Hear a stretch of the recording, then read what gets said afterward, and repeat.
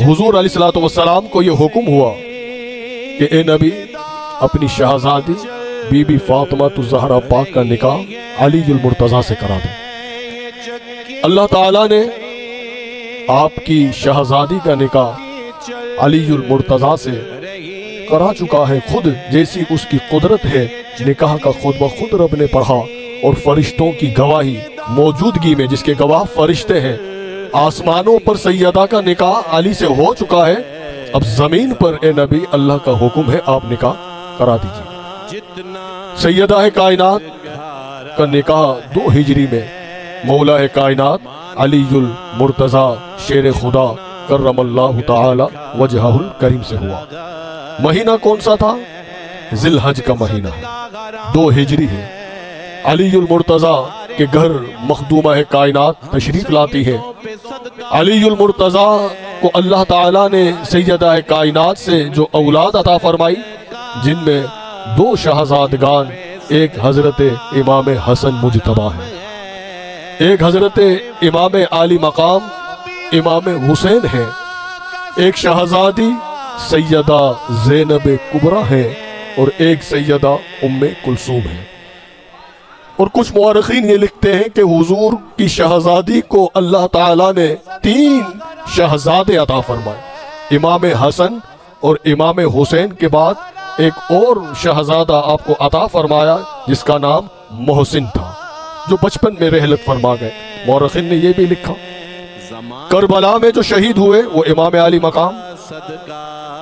حضرات گرامی، حضور صلی اللہ علیہ وآلہ وسلم اب اپنی اس شہزادی سے اس قدر محبت فرماتے کہ صحابہ کرام کو آپ نے یہی دعوت دی، یہی پیغام دیا، پوری امت کو رہتی دنیا تک یہ پیغام دے گئے کہ لوگوں میری بیٹی سیدہ کو کبھی فراموش مت کرنا۔ حضور محبت فرماتے، قرآن کریم کی جو آیہ کریمہ پڑھنے کا جو شرف حاصل کیا، اس آیہ کریمہ میں بھی اللہ تعالیٰ یہ ارشاد فرماتا ہے انما یرید اللہ لیذہب عنکم الرجس اہل البیت ویطہرکم تطہیرا۔ اے نبی کے گھر والوں، اللہ تعالیٰ نے ہر طرح کی ناپاکی سے، نجاست سے، غلاظت سے تمہیں دور کر دیا ہے، تمہیں خوب پاک اور صاف کر دیا ہے جیسا رب چاہتا ہے۔ جب یہ آیہ کریمہ نازل ہوئی، حضور صلی اللہ علیہ وآلہ وسلم نے اپنی شہزادی سیدہ پاک کو یہ حکم دیا کہ اے بیٹی آؤ۔ ایک چادر مبارک آپ نے اپنے سر انور پر رکھی۔ سیدہ بی بی پاک کو حکم ہوا کہ اے میری شہزادی آؤ، میرے قریب آؤ۔ مولا کائنات کو حکم ہوا کہ اے علی آ جاؤ۔ پھر حسن مجتبیٰ کو، حسین پاک کو مبارک چادر کے نیچے رکھ کر اللہ تعالیٰ کے حضور ہاتھوں کو اٹھا کر چادر تطہیر کے نیچے بیٹھ کر ہاتھ اٹھا دیے اور عرض کرنے لگے اللہم ہؤلائی اہل البیت، کہ اے اللہ یہ میری اہل بیت ہے، یہ میری اہل بیت ہے، ان سے ہر طرح کی ناپاکی کو، نجاست کو دور فرما دے۔ حضرت ام المؤمنین ام سلمہ وہاں موجود تھی، عرض کرنے لگی یا رسول اللہ اگر آپ کی اجازت ہو تو اس نورانی چادر کے نیچے میں بھی حاضر ہو جاؤں۔ حضور نے فرمایا کہ اے ام سلمہ تم خیر پر ہو۔ اس وقت ام سلمہ کو یہ فرمایا کہ اے ام سلمہ تم خیر پر ہو، اس چادر کے نیچے اگر کوئی آئیں گے تو علی ہوں گے، فاطمہ ہوں گے اور ان کے شہزادگان ہوں گے۔ یہ چادر تطہیر کے نیچے بٹھا کر یہ دعا کی اور یہ بتا دیا کہ لوگوں ازواج مطہرات بھی اہل بیت میں ہیں، مگر ان کو جو اللہ تعالیٰ نے مقام اور مرتبہ عطا فرمایا ہے، یہ میری وہ اہل بیت ہے کہ جسے میں چادر تطہیر میں بٹھا رہا ہوں۔ چادر تطہیر میں کون تھے؟ یہی پنجتن پاک تھے۔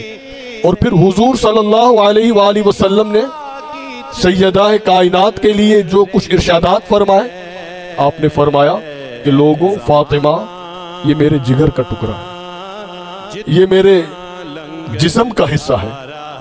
جس نے فاطمہ کو ناراض کیا اس نے مجھے ناراض کیا، جس نے مجھے ناراض کیا اس نے رب کو ناراض کیا۔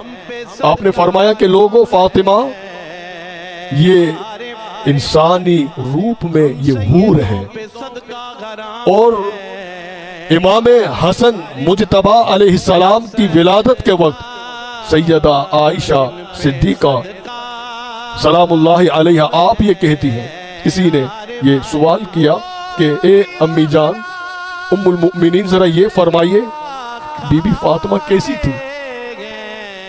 سیدہ عائشہ کہتی ہے کہ مجھ سے بی بی فاطمہ کے بارے میں پوچھتے ہو کہ وہ کیسی تھی؟ سنو، وہ یہ کہنے لگی بی بی فاطمہ تو ایسی تھی کہ وہ چلتی تھی تو ایسے لگ رہا تھا کہ محمد چل رہے ہیں، وہ بولتی تھی تو ایسے لگتا تھا کہ خود نبی بول رہے ہیں، چہرے میں آپ دیکھیے دکھنے میں ایسے لگتا تھا کہ رسول اللہ کی طرح ہے، ہر اعتبار سے چلنے میں، بولنے میں، کردار میں، گفتار میں وہ ہو بہو اپنے بابا محمد مصطفیٰ کی طرح تھی۔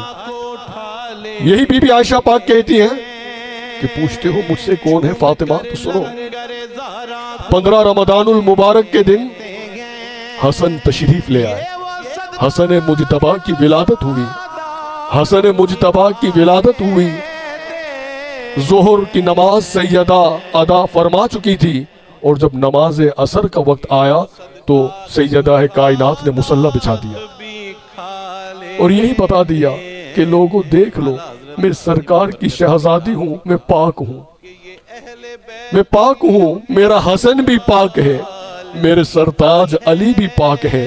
وہ اور خاتون ہوتی ہیں، اور خواتین ہیں کہ وقت ولادت 40 دنوں تک جو مصلی پر نہیں آ سکتی، مگر بی بی پاک حسن مجتبی کی ولادت کے بعد ہی مصلی پہ آ کر یہ بتا گئی کہ لوگوں ہم پاک ہیں، اور بی بی پاک کا نہ مصلی چھوٹ رہا ہے نہ روزہ ٹوٹ رہا ہے، اور یہ بتا گئی کہ قرآن کی آیت تو بعد میں آئے گی، پاکیزگی دیکھنی ہو تو ابھی دیکھ لیجئے۔